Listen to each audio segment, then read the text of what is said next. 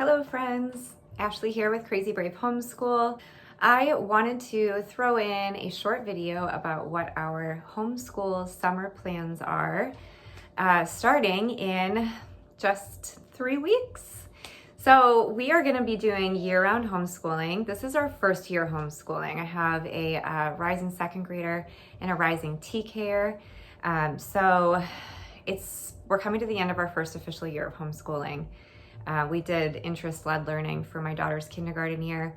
So the first year, if you would like to see what we did, a recap, last video goes through all of that. We had a great year. We are going to do year-round homeschooling, but we're going to take it easy this summer. So I want to show you what we have planned. And I know that I, for one, am really excited to be dropping about half of our curriculum until this fall.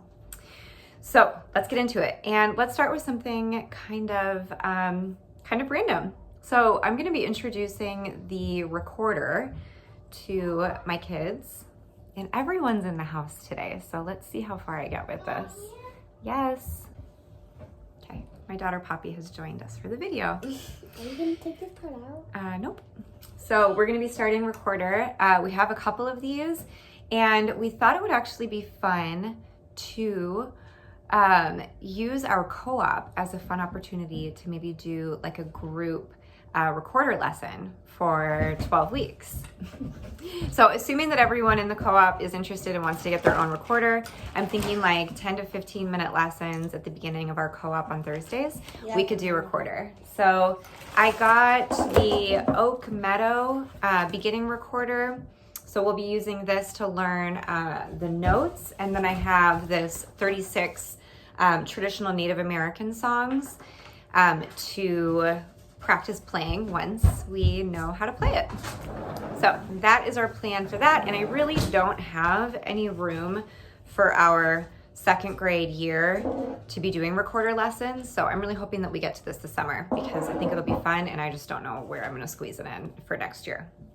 Okay. For math, we are sticking with RightStart. We have just loved this curriculum. Oh, there's the other one. So we did their level A this year, technically kindergarten level, but my daughter is just great with math. We accompanied this with Simply Charlotte Mason level 1 arithmetic, and it was a really good pairing because they're really different. So she learned a lot of math this year. She did so well on her end of the year assessment with our charter school for math. So we're gonna finish up this, oh, there's my other one. We're gonna finish up this RightStart in, probably another like 6 weeks. And then we will be moving on towards the end of the summer to their level B, which is technically first grade. So I'm really hoping that we fly through this and can maybe even get to level C before the end of second grade. I'm thinking there might be a lot of this that we'll be able to skip, but we shall see. Regardless, it doesn't matter. RightStart has been awesome, and I'm so excited to stick with it. All right, so that is our plan for math. Because she did so well on her assessment, I think we're only going to be doing math like 2 days a week. Okay, so for language arts, my daughter did not do so well on her reading assessment. That is not very surprising to me since we unschooled her for kindergarten and only introduced formal reading lessons at the beginning of first grade. And you know, she is a very young first grader. She'll be 7 in July. So I didn't feel a lot of pressure at all. I think like where we got her this year was fantastic considering where she started from. But according to the state, she's behind. So whatever. We did switch reading lessons. Simply Charlotte Mason, Delightful Reading was not working for us, level 2. So we switched to this really quite simple program. This is great. We can cuddle on the couch and do this 15 to 20 minute lesson. We've knocked out the first like 9 lessons. It's really repetitive. I think she might get kind of annoyed with it, but I can see how it's really effective. And I really like the simplicity of it. She really needs to focus. Learning to read is hard for her. So all of the games and activities and stuff are just sort of a distraction. And I think that this will be a better method for her. So we'll see, fingers crossed. I really don't want to have to change our reading program again, but we'll see. So because she's, pretty behind. We are going to be doing this 4 days a week this summer, and hopefully that goes well. So in addition to that, for our language arts, I have a fun plan. I love the shop HearthMagic. They have an Etsy shop, and they have wonderful Waldorf-inspired homeschool resources, including several literary guides. So we are going to be doing 2 of their literary guides, sorry, my son, this summer. And the first one we're starting in just a couple of weeks. I got their Glad Midsummer. This is a Scandinavian, like a celebration of a Scandinavian summer, based on the books by Astrid Lindgren, who is probably most known for her Pippi Longstocking series.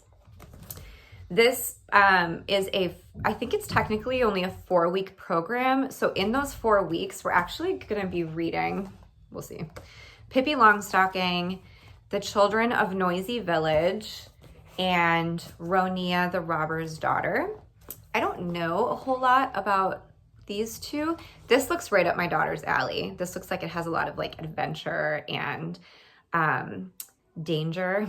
She likes that kind of stuff. So this is a really fun guide. It really just has like a ton of crafts and activities.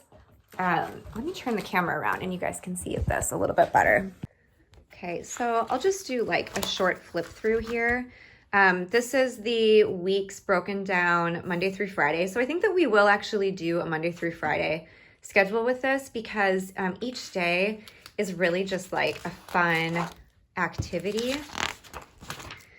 So this is create a Volkman sign. I'm sure I'll be learning more about that word as we read these books.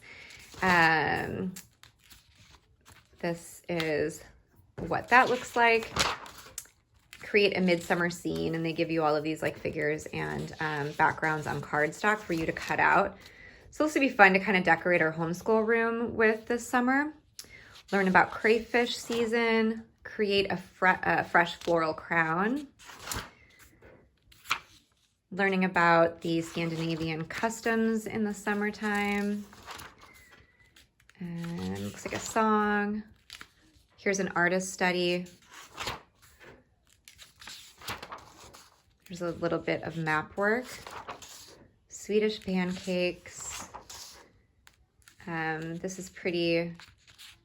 this is probably a little bit old for her, but we'll see. Making a math manipulative set. Here's another recipe. So yeah, it's an array of really fun stuff, things to just help you enjoy the book more.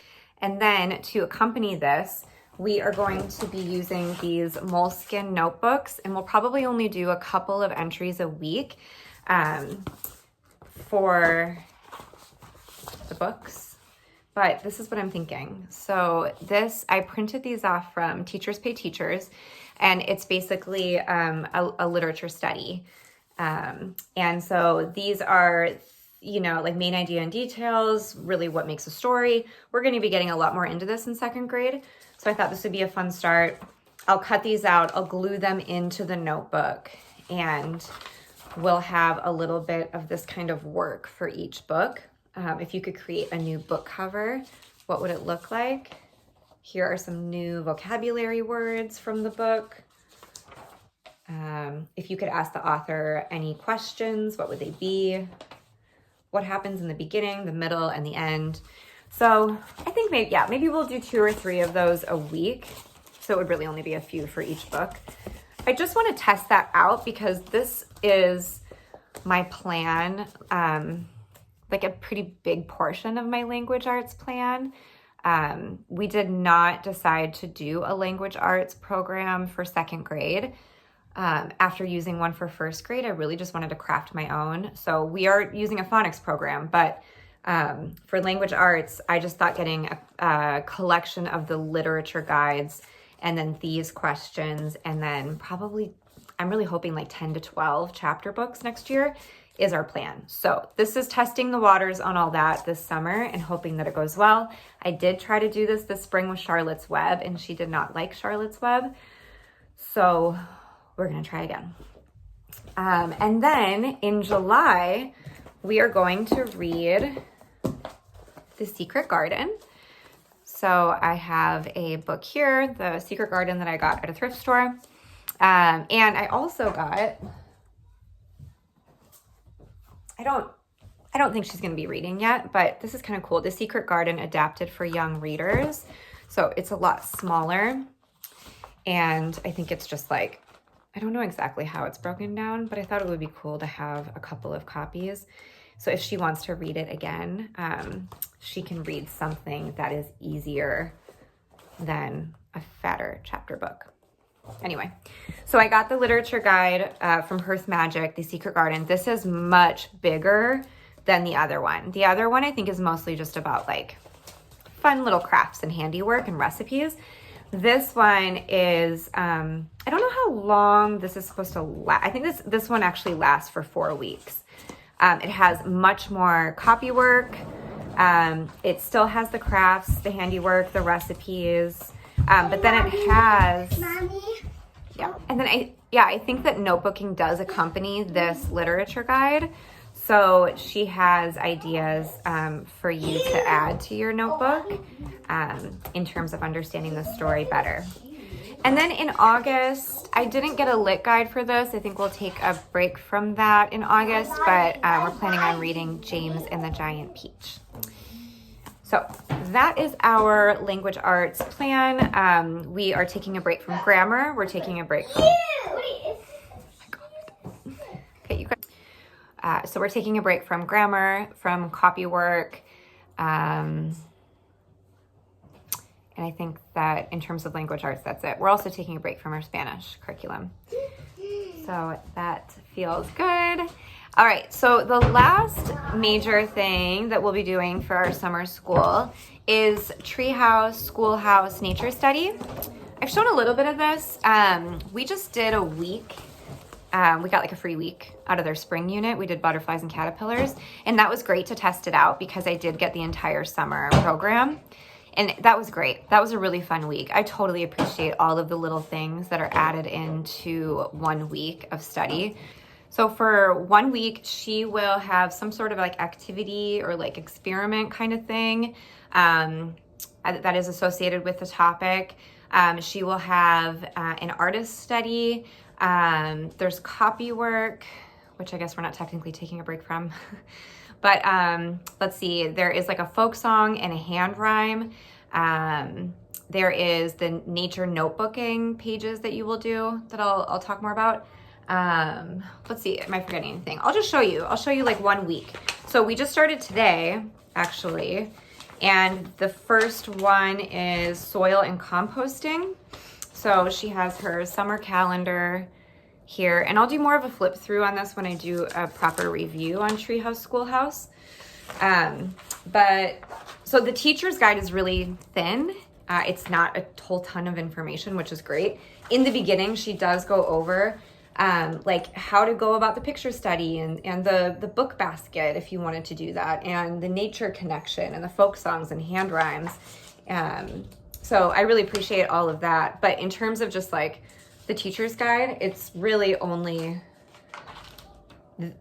what you're going to be doing, her recommended schedule for that, and then the activity that you're going to do. But then in the student pages, which I have put in a binder here, this is where you would find, so I've labeled each one by week. This is where you would find, so this is the lyrics to the song. This is the hand rhyme. Oh, there's a poem every week. And the picture study.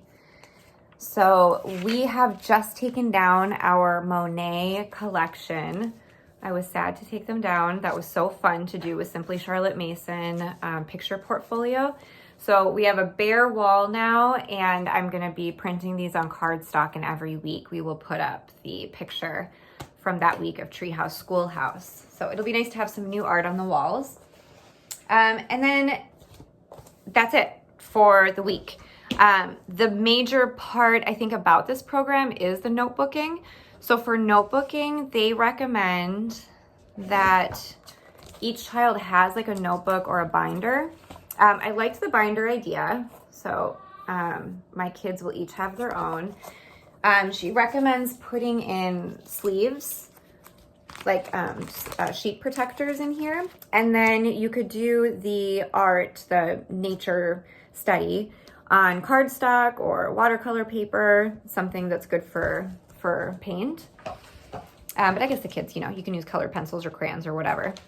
And then by the end of the 12 weeks, they will have a collection of their nature notebooking pages. So for this week, we will do nature notebooking on the soil and compost. So I don't know what they're gonna wanna draw. They can draw whatever they learned about this week. Maybe they'll draw dirt or worms or vegetable scraps.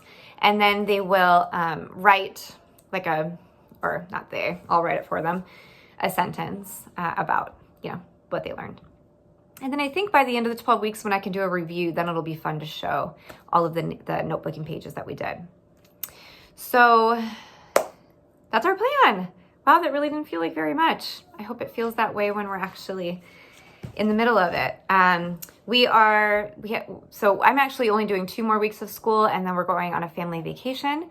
So we will have a proper week and a half off before we come back and start our summer studies. So that's it, guys. I will link the programs that we're using this summer. And if you have any questions about anything, please don't hesitate. All right, happy summer.